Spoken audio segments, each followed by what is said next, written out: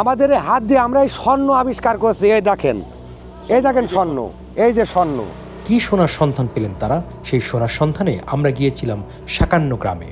সারা দেশে এখান থেকেই সরবরাহ করা হচ্ছে। 40 শতকে আমরা 2 লক্ষ টাকা পর্যন্ত বেচতে সক্ষম। বুঝতে হবে স্বর্ণ এত দামে বিক্রি হয় না, যা আমরা আবিষ্কার করছি এখন। এই সাগান্না গ্রাম থেকেই আমরা পুরো বাংলাদেশ ব্যাপী সাপ্লাই দিচ্ছি।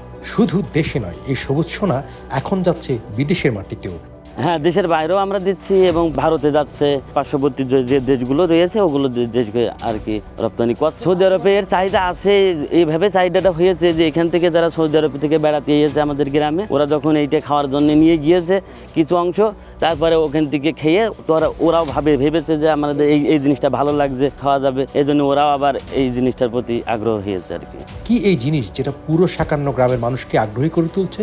কেন দিন দিন এটা চাষে ঝুঁকছে মানুষ?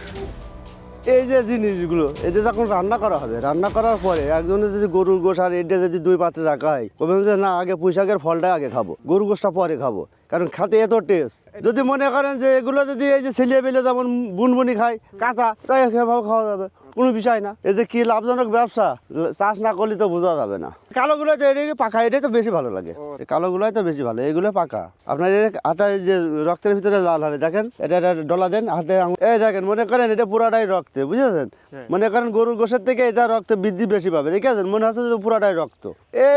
এমনিতে মনে করছেন যে টাটকা রক্ত।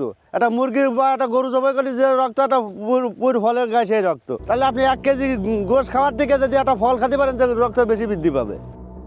শুরুটা যার হাত ধরে তিনি পেয়েছিলেন আত্মীয়ের বাড়িতে এর সন্ধান, তারপর নিজের বাড়িতে। সেখান থেকে ধান বাদ দিয়ে খেতে চাষ শুরু করলেন। প্রথম এইটার কথা আমার একটা পার্শ্ববর্তী ভাই আছে, উনি বলছিল যে ওর আত্মীয় বাসায় হয়েছে, সেখান থেকে বাড়ির অল্প একটু স্বাদে 1, 2, 3 এরকম লাগানো হইলো। তারপরে দেখলাম যে পর্যাপ্ত পরিমাণে ফল এসেছে। তখন আমি ভাবলাম যে না, এই যদি একটা জমিতে চাষ করা যায় তাহলে কেমন হয়। তখন আমি 5 কাঠা জমিতে চাষ করি এবং তাতে অনেক লাভবান হই। তারপরে থেকে এইটা আর কি আমি এবার 2.5 বিঘে ভুঁই করেছি। না প্রথমে এটা বিশ্বাস করতে চাই না, এমনি পড়ে থাকে, খাবেই না কেউ।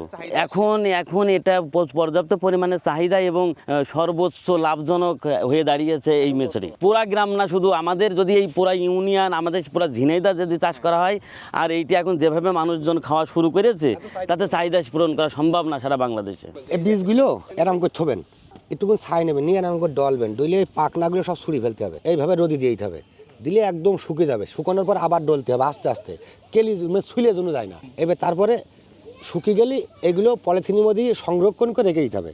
রেখে দেওয়ার পরে ফাল্গুন মাসের 10-15 যাইয়ে এই বীজগুলো এরম করে ছিটিয়ে দিতে হবে। ছিটিয়ে সুন্দর করে পানি দিয়ে চারাগুলো ফুটিয়ে নিতে হবে। ফুটানোর পরে চারা হয়ে গেল, হয়ে যাওয়ার পরে এতটুকু হলেই লাগাতে হবে। লাগানোর পরে একটু হলেও ফল ধরা শুরু করে দেবে। এই ফলটা এখনও 3 মাস রাখা যাবে। হ্যাঁ, গরু খায়, মেলাটা দাম তো। এটা যদি এখন কই যে ভাঙবো, তাহলে মানুষ আলম সাজুনে চলে আসবে, একবারে গুছিয়ে নিয়ে চলে যাবে সব। ভোর বছর এক জায়গায় গাদা মাছ ছুঁয়ে টুকটুক করে বের করবে আর খাওয়াবে। কারণ 2 মাস পর্যন্ত জাগে রাখা যায়, মানে বিপুল পরিমাণের কোনো জায়গায় কোনো ফেলার জিনিস নেই, সবকিছু কাজে লাগে। হ্যাঁ, ও পাতা সার হয়ে যায়, আর ওই পাতা ফেলতে দেয় না তো। আমরা পাতা ভাঙি, ওইগুলো ওরা সংরক্ষণ করে নিয়ে যেয়ে আপনার ছাগলের গরুর খাওয়ায়, মানে কোনো জিনিসের অকাজে নেই। 400 থেকে 500 নারী কর্মী কাজ করে এখানে। আর এই পুঁইফল চাষে ঝুঁকছে সাকান্ন ইউনিয়নের বহু মানুষ। একসময় পুরো ঝিনাইদহে এটা ছড়িয়ে পড়বে এমন সম্ভাবনাই দেখছেন স্থানীয়রা। আমাদের এই মাঠটায় মনে করেন 400 থেকে 500 মহিলা এই মাঠ দিয়ে কাম করে, বুঝেছেন? এই বইডাঙ্গা আছে, সাগান আছে, সাইতালা আছে, এদের বেকার যারা বিধবা মহিলা, এদের দেখা যাচ্ছে স্বামী নাই, এদের দেখা যাচ্ছে সুসন্তান, ছেলেতে ভাত দেয় না, অর্ধেক দেখা যাচ্ছে ছেলে নিয়ে খালি মেয়ে আছে। এরা এসে দেখা যাচ্ছে যে 7টার সময় এসে দেখা যাচ্ছে 1টা পর্যন্ত কাম করে, তাতে 300 টাকা, 350 টাকা, 400 টাকা করে হাজিরা পাই। এগারোটা বেকারত্ব দূর হচ্ছে। হ্যাঁ, এই ফলের মাধ্যম দিয়ে। না, আপনারা কোথাও মনে হয় আমাকে এই মাঠে যত চাষ, এত চাষ মনে হয় কোথাও এই মাঠের মতো দেখেননি। হ্যাঁ,